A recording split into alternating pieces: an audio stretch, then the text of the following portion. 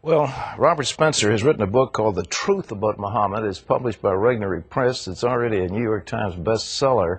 Robert, we welcome you back to the 700 Club. Thanks for being with us. Thank you. Thank you for having me back. Okay, the Quran, central book.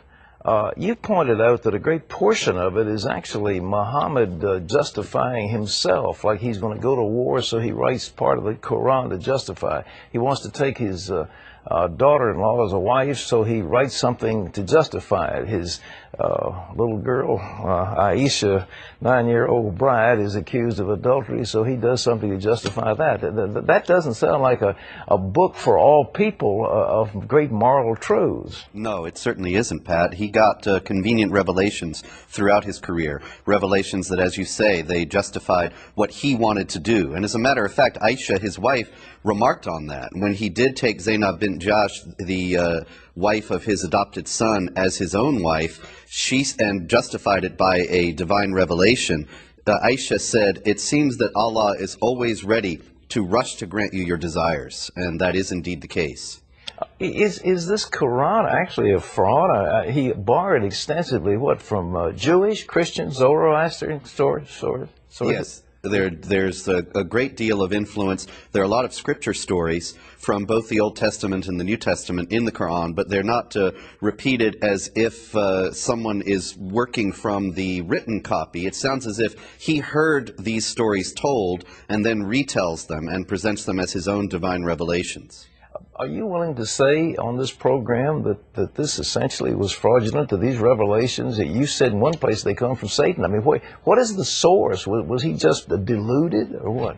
Well, certainly they're fraudulent, and certainly in one place he said himself that they came from Satan. I mean, this was a notorious incident in his career, which was immortalized by Salman Rushdie in his book, The Satanic Verses. But he didn't make that up.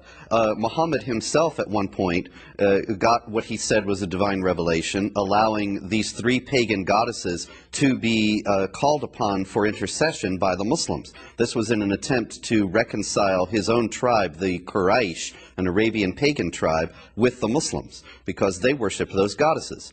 But then he realized he'd compromised his earlier message, which was a pure monotheism. And so he said Satan had inspired those verses within him, and he canceled them.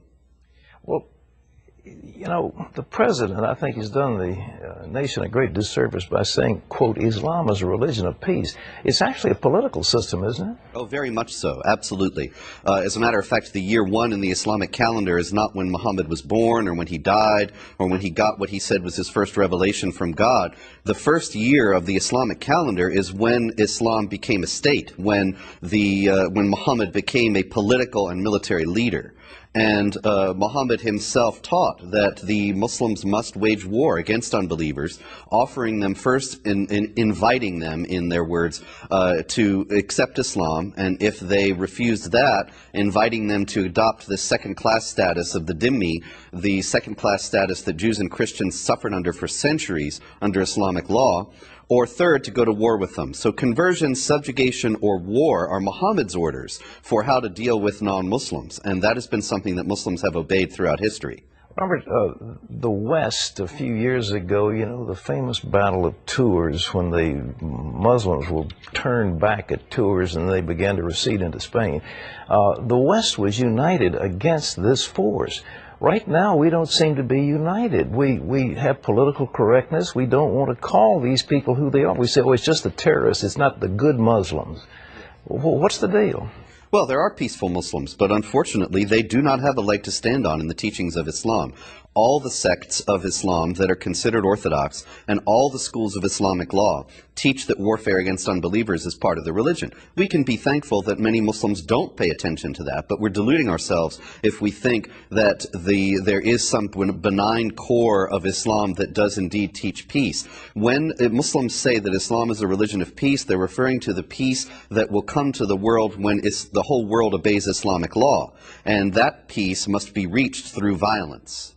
Well, what is the American Islamic Institute that's supposed to be standing up for Muslims, and that man, I forget his name, who's always on television telling us how great the Muslims in America are? Ibrahim Hooper. Ibrahim Hooper. What's his background? Where does he get his money? Well, Ibrahim Hooper is an American convert to Islam, and where he gets his money in personally, I don't know, but I know that the Council on American Islamic Relations, the group that you're referring to, I think, has received many, many large donations from Saudis, and some of them have gone to a library project which puts the Quran and Islamic apologetics works into libraries all over the United States, libraries that incidentally do not have books that balance that perspective.